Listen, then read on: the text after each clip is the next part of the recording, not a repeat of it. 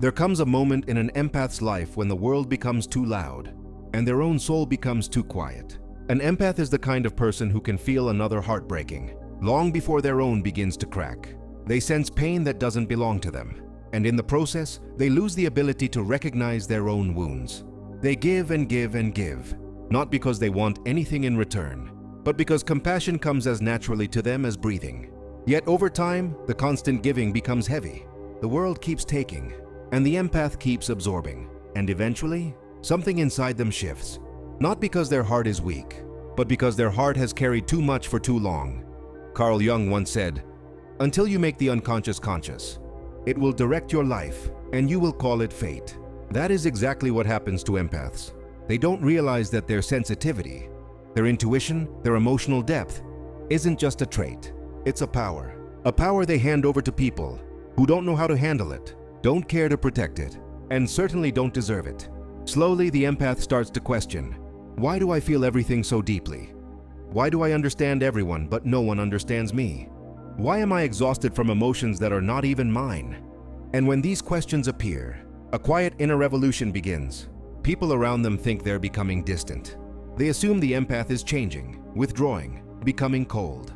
But the truth is far deeper. The empath is finally waking up. They begin to realize that not every relationship is sacred. Not every broken person can be healed. Not every cry for help is genuine. Not every silence should be filled by them.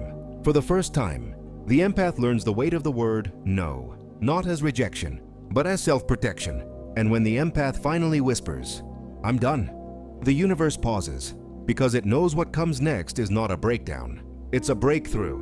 The moment compassion turns into clarity. The moment boundaries replace exhaustion. The moment emotional energy returns to its rightful owner. This is the beginning of an empath's transformation, the part no one sees coming. When an empath finally begins to pull back, it doesn't happen with anger. It happens with exhaustion, the kind that settles in the bones, the kind that no sleep can cure. It's the exhaustion of carrying emotions that were never theirs to begin with, the exhaustion of being the safe place for people who never offered safety in return.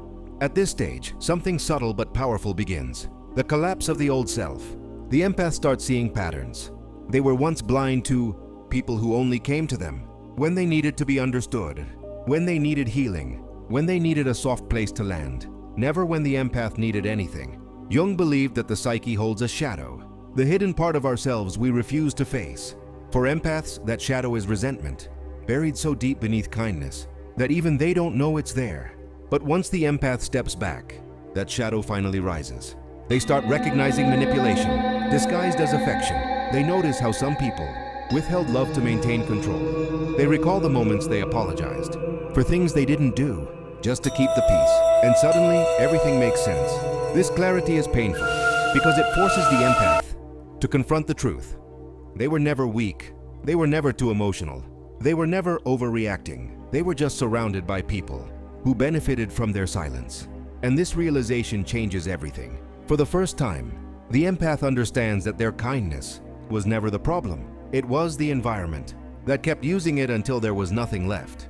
So the empath begins the hardest step, detachment. Not the cold, cruel kind, but the kind that comes from survival. The kind that says, I cannot carry your emotions anymore without destroying myself. This detachment feels like losing a part of themselves, because for years, their identity was built around helping others. But slowly the empath learns that letting go is not abandonment, it's alignment.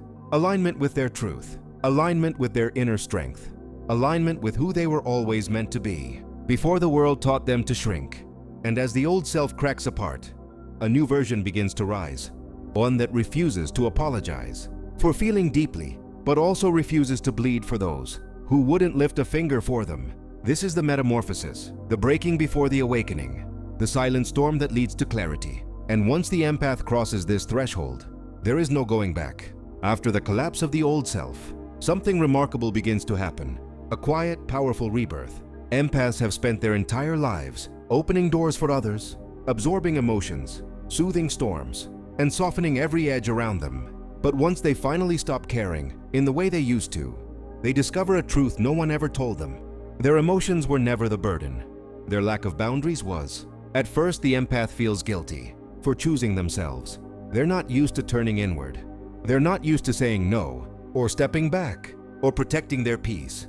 Jung wrote that individuation, the process of becoming whole, begins when a person finally listens to the voice inside them that has been ignored for years. For empaths, that voice is soft, but unwavering. You matter too.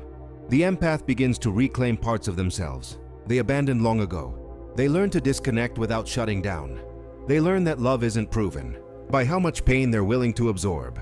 They learn that their worth is not tied to how well they fix broken people. And slowly, boundaries become sacred. These boundaries are not walls. They are filters. They don't keep love out. They keep toxicity out. They don't create distance. They create clarity. The empath starts choosing people consciously instead of emotionally. They surround themselves with those who give as much as they take, who listen as much as they speak, who understand that empathy is not a resource to be exploited, but a gift to be respected. And this shift changes everything. For the first time, the empath feels a strange, liberating emotion, a sense of power. Not the power to control others, but the power to control their own energy. They feel lighter, clearer, more grounded. Their intuition sharpens. Their mind grows calmer. Their emotional world becomes stable. The chaos that once drowned them now feels distant, like a storm they learned to walk out of. People who once drained them no longer have access. Situations that once triggered them no longer carry weight. Patterns that once trapped them are broken effortlessly. And here's the twist. The moment the empath chooses themselves, the world that once used them starts calling them selfish. But they don't break this time. They don't rush back to fix anything. They don't apologize for their strength. Because the empath has learned one of life's rarest lessons. Caring is not about sacrificing yourself. Caring is about knowing when to walk away. This is the rebirth, the transition from emotional vulnerability to emotional sovereignty. And once an empath reaches this point, they rise into a version of themselves they never imagined possible. A version that is clear, balanced, unshakable. A version that is finally free. By the time an empath reaches the final stage, something irreversible has happened inside them. They are no longer driven by the need to save, to soothe, to explain, or to prove their worth through emotional labor. They have awakened, and this awakening is not loud. It's not dramatic. It's not something the world celebrates. In fact, it's something the world fears, because the empath has finally reclaimed the power that others once depended on. Jung said that the greatest growth often looks like destruction at first, and that's exactly how this transformation feels. The empath had to let their old identity die in order to become someone who no longer seeks validation from the very people who drained them. Now the empath sees clearly, with a level of emotional intelligence that's not just intuitive, but sharpened by experience. They can read manipulation instantly. They can sense insincerity before a word is spoken. They can detect emotional imbalance with the accuracy of a surgeon, not because they're paranoid, but because they're awake. People who once controlled them with guilt, silence, or chaos find that those tactics no longer work. The empath doesn't react with panic or self-blame anymore.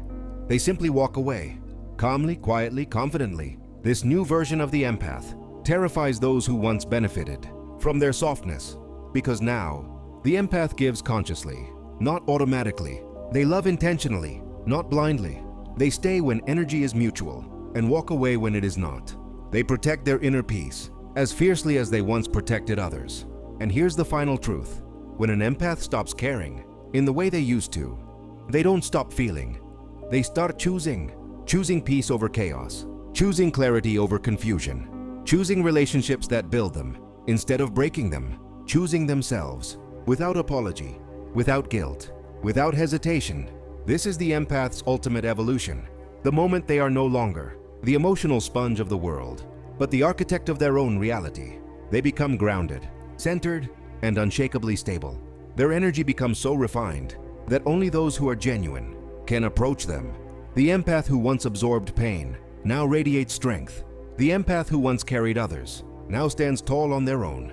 The empath who once lost themselves in everyone else has finally come home to their truth, their power, their identity.